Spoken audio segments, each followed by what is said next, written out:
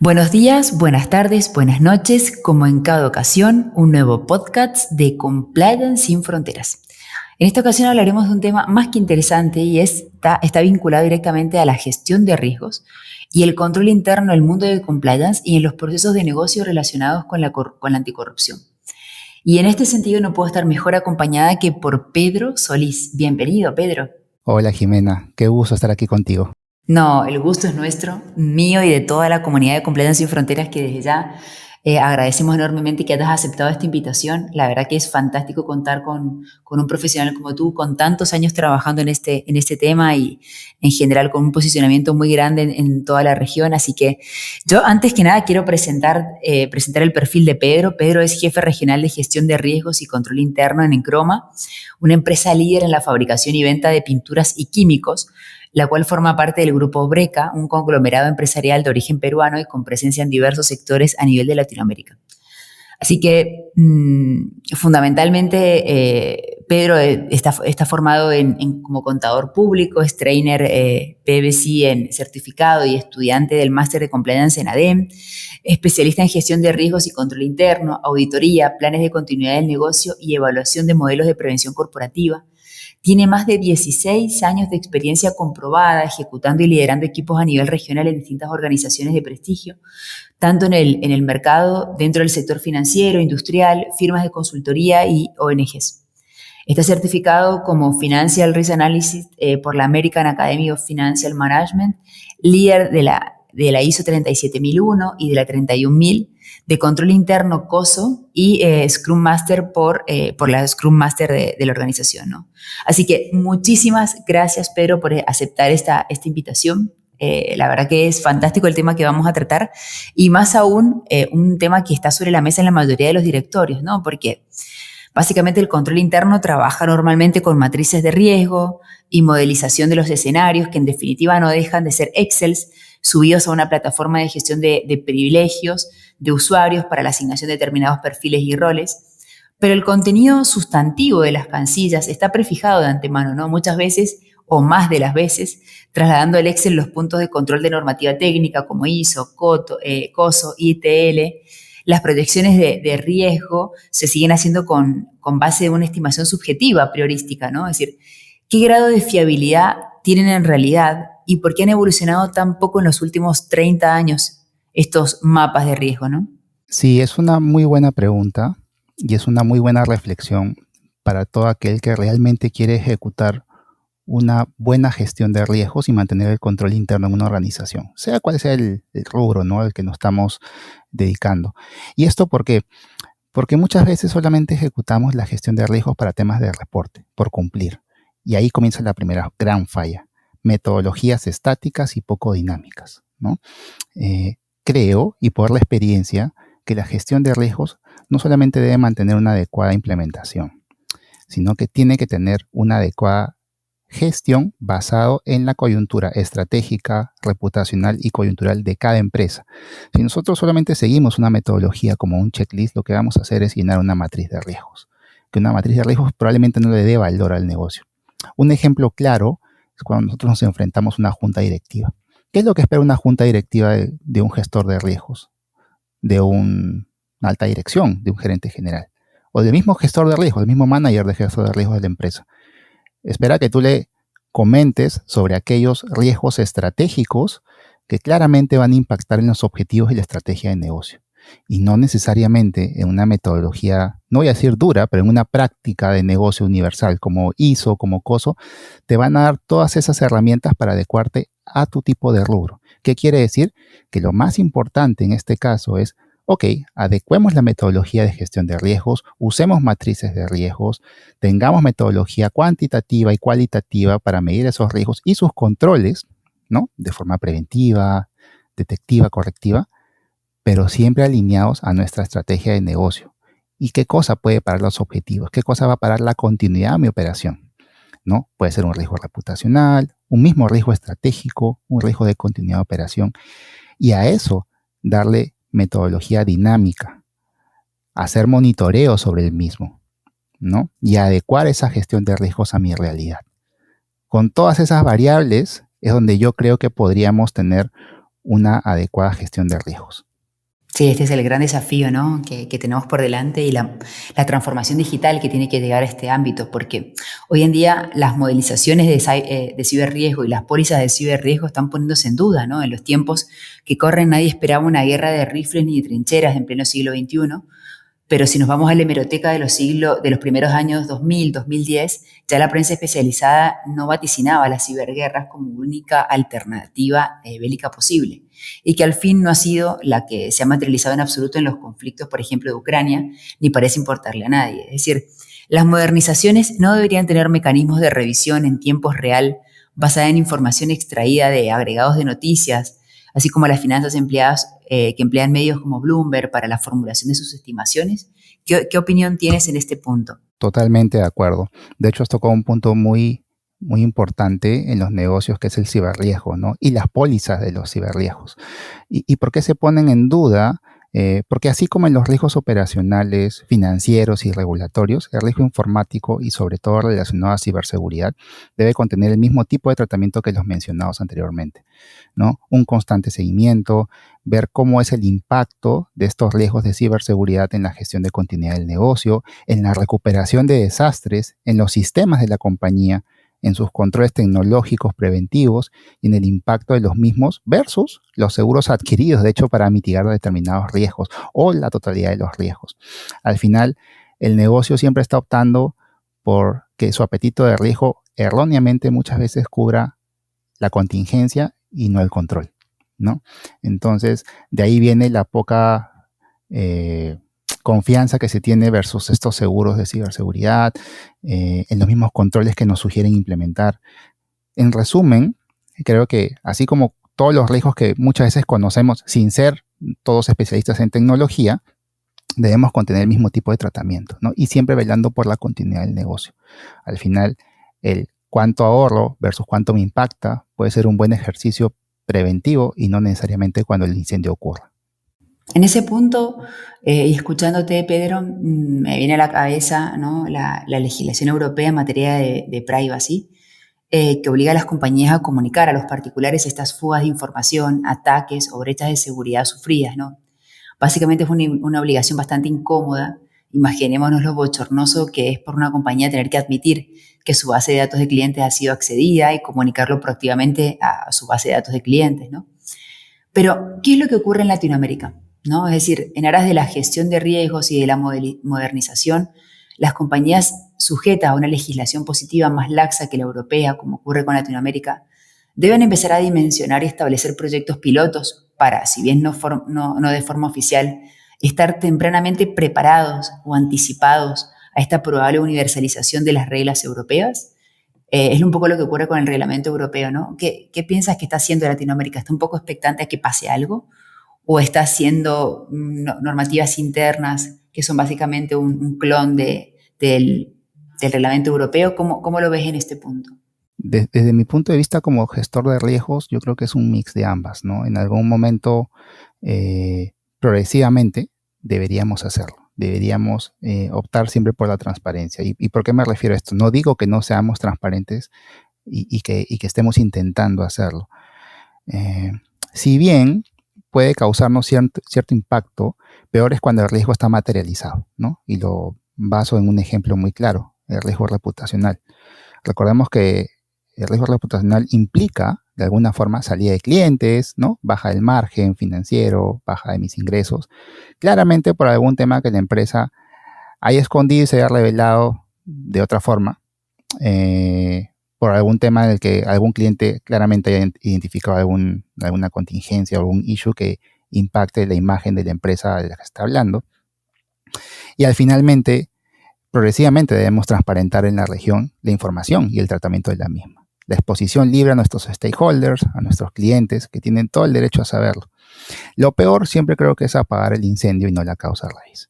Por tal motivo, creo que si bien nuestra cultura a nivel región Latinoamérica necesita un auge y necesita madurar en ese aspecto, la transparencia poco a poco va a hacer que incluso la gestión de riesgos tenga menos preocupaciones en ese ámbito. Nunca debemos dejar de controlar, pero de alguna forma no vamos a tener ese peligro con una probabilidad alta. Mientras más transparentamos, nuestro mercado va a ser más libre nuestros clientes van a tener mejores expectativas de nosotros y por ende, con el aprendizaje, si es que sí pasara algo, como empresas deberíamos tomar acción rápidamente porque de eso trata la gestión de riesgos, ¿no? No siempre ser detectivos. De alguna forma la prevención es clave. Sí, la prevención es fundamental y sobre todo un poco lo que siempre trasladamos en Latinoamérica, que tenemos el diario del lunes con la legislación europea, ¿no? Entonces, en ese punto saber qué están haciendo los gobiernos. Sabemos que a veces los hechos van más rápido que el derecho, ¿no? Entonces, en ese punto ya contamos con esa ventaja para saber cómo proceder, ¿no? Básicamente. Y, y del mismo modo de lo que venimos hablando, Pedro, en materia anticorrupción, ya contamos con los primeros estándares, ¿no? A nivel norteamericano, británico y europeo. No hablamos ahora de la conveniencia de la adopción cautelar de estos por parte de las empresas en el Cono Sur, tal y como están redactados, sino en este caso lo que deberíamos hacer sería básicamente conocer los modus operandi autóctonos para customizarlos a la realidad que tienen las empresas, ¿no? Es decir, en ese sentido, ¿cuál es el resultado de los primeros ejercicios de llevar a cabo esta customización en cuanto a realidades endémicamente sudamericanas, como puede ocurrir con guerrillas, la lucha contra el narcotráfico, las megaurbes, zonas militarizadas, etcétera, etcétera? ¿Qué nos puedes comentar al respecto? Pues el resultado siempre va a ser duro y me refiero a esto debido a la casuística de cada país, ¿no? No necesariamente todas las normas o prácticas que vienen mundialmente hacia la región se adecúan, ¿no? A nuestro día a día, a nuestra vida. Y no solamente hablemos de región, sino vayamos entrando poco a poco país, tipo de empresa, realidad, coyunturas, lo que vivimos día a día en nuestros escenarios políticos. Entonces, una norma no siempre te va a servir como un checklist al 100% para cumplir con una gestión adecuada de riesgos, pero siempre es una buena base para empezar. Es por eso que tenemos que, en materia de cumplimiento, muchas bases internacionales, normas estándar que nos sirven de buen auge, como la ISO 37001, que es la antisoborno, la 37301 en temas de compliance, ¿no? Como citando ejemplos de alguna forma, ¿no? Y estos desencadenan regulaciones específicas anticorrupción en cada localidad, ¿no? Temas de antisoborno, lavado de activos, financiamiento del terrorismo, pero por país. Es así que si nosotros vamos a cada país, deberíamos encontrar una adaptación de la coyuntura, del tipo de negocio y del tipo de realidad, y no necesariamente quedarnos con la información en duro. Y creo que es algo que aún debemos seguir trabajando. En mi experiencia a nivel regional y sobre todo en materias de compliance, viendo normativas locales, lo que identifico es que muchas de ellas tienen muchas similitudes y mi pregunta al respecto es, ¿la gestión de riesgos se ha dado cuenta que deberíamos variar alguna de ellas para llegar justamente a las realidades de cada país? Creo que ese es el esfuerzo que aún está en progreso, en camino, y por eso se dirían muchas variables de las normas actuales, ¿no? Entendería que sobre todo los temas de guerrillas, narcotráfico y zonas militarizadas es un gran pendiente que tenemos dentro de la adaptación de nuestra normativa y de la gestión de riesgos per se sobre estas realidades, ¿no? En ese punto, escuchándote, básicamente se me ocurren otras realidades autóctonamente latinoamericanas y exclusivas de esta parte del mundo, ¿no? Que no todo el mundo entiende, y es básicamente la presencia de esta gran biosfera amazónica, pulmón del resto del globo, y que conoces bien por tu paso en la organización no gubernamental conservacionista que es la Conservation International, ¿no? Donde debiste confrontar situaciones como la caza furtiva, la quema ilegal, los pagos en compensación a terratenientes a cambio de compromisos de no deforestar. Y ante esta nueva realidad tan sensible, ¿no? De una importancia crítica para la supervivencia de la humanidad entera y a la vez tan sujeta a contingencias y dificultades de trazabilidad, ¿cuáles son las habilidades que desarrollaste en el transcurso de las labores de implementación de programas de compliance en este segmento? Que nos puedas compartir de tu experiencia por el paso de la ONG, ¿no? Que es una realidad totalmente distinta a lo que las personas que trabajamos en el día a día, y me incluyo porque ahora trabajo dentro de un conglomerado empresarial, tenemos, ¿no? Creo y soy consciente de ello, creo firmemente que la culturización, el awareness, como le decimos, ¿no? Y la capacitación y entrar a cada una de estas realidades como punto inicial es mucho más importante ante la implementación de un programa, de un proyecto y lo que sea. ¿Y por qué digo esto? porque básicamente recordemos que las ONGs pues, se alimentan de donaciones y esas donaciones van enfocadas directamente hacia un proyecto, ¿no? Y en este caso, dentro de la ONG que trabajé, trabajaba mucho en proyectos de conservación medioambiental. Y la conservación está dedicada en temas específicos, ¿no? Podía ser temas marinos, de agricultura, vi proyectos muy bonitos de café, pero todo esto está relacionado con el gasto, con el uso adecuado de recursos en proyectos, eh, con la falta de gestión de riesgos muchas veces, porque se trabaja sobre el día a día y no sobre lo que te podía predecirse que va a llegar, la falta de control real sobre la ayuda a comunidades necesitadas, la implementación de prácticas de negocio de otros rubros regulados que podrían hacer que mantengas una mejor gestión. Entonces, todas estas cosas al final deberían estar relacionadas y preparadas antes de llegar a una comunidad, antes de llegar a hacer un proyecto.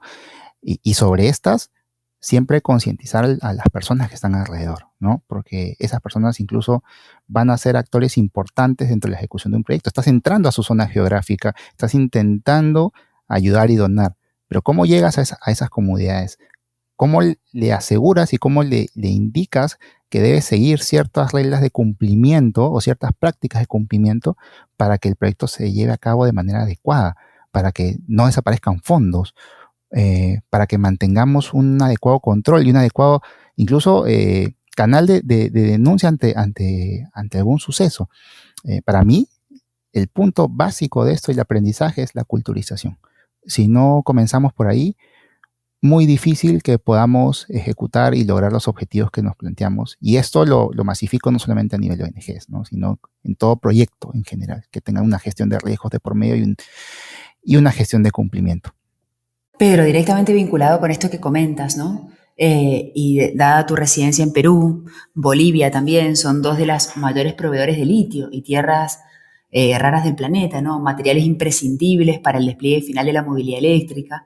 El litio es un elemento indispensable para la fabricación de baterías eléctricas y semiconductores. Esta semana leí una noticia de la cantidad de dinero que se está invirtiendo en el litio y de grandes CEOs de grandes empresas que también están apostando por ello, ¿no? Y de los cuales solamente hay cantidades finitas, son un recurso escaso y muy limitado, y se está experimentando con sucedáneos y sustitutos, pero salvo eventos muy poco probables en el devenir de los tiempos, continuarán siendo indispensables para la próxima revolución industrial, ¿no? Desde el punto de vista de las prácticas anticorrupción, ¿qué aspectos señalarías como más importantes a tener en cuenta en el contexto de la implementación de estos programas de compliance en industrias mayor o menormente conectadas a este factor geológico que está directamente vinculada a la sostenibilidad y al ESG que tanto se reclama hoy en día en las organizaciones, ¿no? Es un punto muy interesante. Recordemos que, y hablando netamente del litio, para comenzar, el principal riesgo inherente, ¿no? Es la cantidad de energía que alberga, ¿no? O sea, la relación de litio con energía, ¿no? Y en casos extremos, generalmente provocados por usos inadecuados o factores externos, ¿no? Que pueden llegar a generar combustión. Entonces, ya habiendo entendido esa teoría, pues sabemos que los riesgos geológicos clasifican al litio como parte de ellos, ¿no? Y el impacto, no solamente dentro de la industria o la empresa en la que se está trabajando, sino hacia afuera, hacia terceros y comunidades, es muy importante. Entonces, creo que para este tipo de empresas, y sobre todo en materia de cumplimiento, en caso no tengamos normas, y no hablo necesariamente de Perú y Bolivia, que pues tienen un ámbito de regulación donde siempre se debe trabajar en cumplimiento de ellas, sino para todo aquel sector que trabaje con este tipo de escenarios, es ver cómo afectamos a terceros, ¿no? El factor externo es muy importante acá. Y cuáles son las medidas de control sobre lo que acabo de explicar del litio, ¿no? Claramente, no es como trabajar en una producción de alimentos, ¿no? O sea, hay otros factores que pueden dañar a terceros. Y para esto, el plan de continuidad del negocio y los programas de cumplimiento deben estar siempre enfocados en la protección de áreas, en el tratamiento del litio per se, ¿no? Con terceros, y que no entremos en materias de anticorrupción. Y que la continuidad de nuestros negocios no afecte en materias de seguridad, a trabajadores, clientes y sobre todo a comunidades alrededor, ¿no? Donde se han dado muchos casos donde, pues por no controlar oportunamente, el impacto luego es mucho peor. Y va relacionado con una de las preguntas que me hiciste hace un momento, ¿no? El riesgo reputacional. Entonces creo que si controlamos adecuadamente todos estos factores, ¿no? Seguridad, cumplimiento a nivel controles, expectativa de mis stakeholders, seguridad ante terceros e internos, deberíamos de alguna forma, sumado a las regulaciones que tenemos en cada país, no llegar a tener un impacto que se genere como desastre, que nos pare nuestros planes de continuidad del negocio y por ende que nos marque como, siendo empresas de ese rubro, que nos marque como, pues como un daño más a la sociedad, ¿no? Sí, exactamente, ¿no? Y un poco lo que se está demandando hoy por parte de las empresas en este punto. Y haciendo un cambio rotundo de tema, me gustaría abordar también en este podcast tu expertise en materia específicamente de Sarbanes-Oxley, ¿no? Es decir, esta legislación que se adoptó como consecuencia del escándalo Enron en 2001, y desde entonces es mandatorio el análisis forense de los IRPS, ¿no? Es decir, como SAP, Oracle, para corroborar de forma fehaciente la inexistencia de desfalcos contables cuya traza se desvanecía o difuminaba debido a la opacidad de los sistemas, ¿no? El auditor SOX debe ser en cierta manera no solamente un fiscalista o un contador público, sino que se le exige cierta pericia informática. De ser así, casi un perito informático también para dilucidar a nivel forense la fehaciencia de los datos que arrojan estos sistemas. Ahora bien, de ser ciertas todas estas premisas, con Sarbanes-Oxley aprobada en 2001, jamás tendría que haber ocurrido el desfalco Lehman Brothers de 2008, ¿no? Entonces, la pregunta es, ¿qué estamos haciendo mal, ¿no? Desde el punto de vista del control interno, ¿no? ¿Qué refranero castellano es muy sabio? Ya sabemos todo lo que dice, echa la ley, echa la trampa, ¿no? Pero ¿hasta cuándo? ¿Cómo justifica un auditor su trabajo, su cometido y su nómina a la vista de que trabaja con herramientas y guidelines que aparentemente son perfectas, pero siguen mostrándose ineficaces para barrer el paso a esquemas de fraude a gran escala? A gran escala digo porque derivó en una crisis mundial, ¿no? ¿Qué nos puedas compartir en este punto? Es un tema muy rico para debatir y tengo dos puntos de vista. De hecho, para las empresas que son auditadas y para el propio auditor, ¿no? Un gran problema, y hablo ya post emisión de las normas y de todas las leyes que salieron y que generaron Sarbanes-Oxley, SOX, es muchas veces que solo se hace para cumplir y pasar limpio una auditoría. Y aquí te hablo desde el punto de vista de gestor de riesgos en una empresa y también como ex auditor en una firma, ¿no? Donde he auditado, de hecho, empresas que necesitaban cumplimiento de la ley que estamos comentando. Acá hay dos puntos importantes. La primera es, a nivel empresa, la probabilidad siempre va a estar. La probabilidad de fallas y de riesgos siempre va a estar.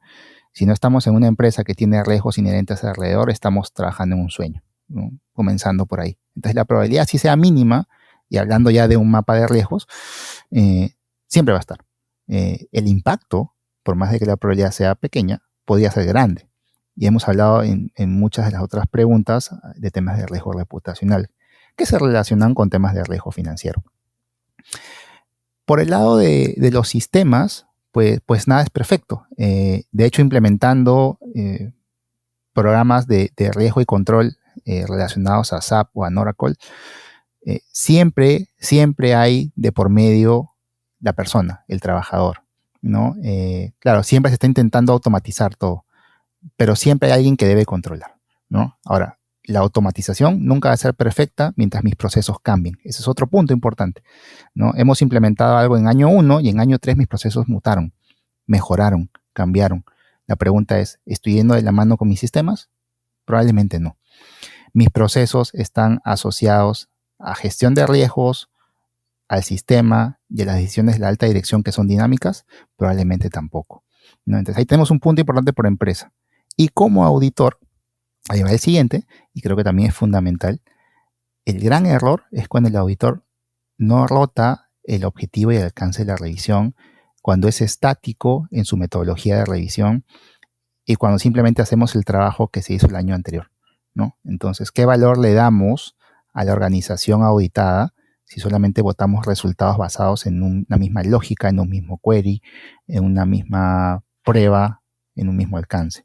¿Y qué tanto estamos capacitando en las firmas a aquellos auditores en temas informáticos y financieros para que lo identificado de manera informática se pueda asociar a lo financiero y realmente tenga un impacto en mi negocio a nivel riesgo operacional, ¿no? Ese es otro punto importante.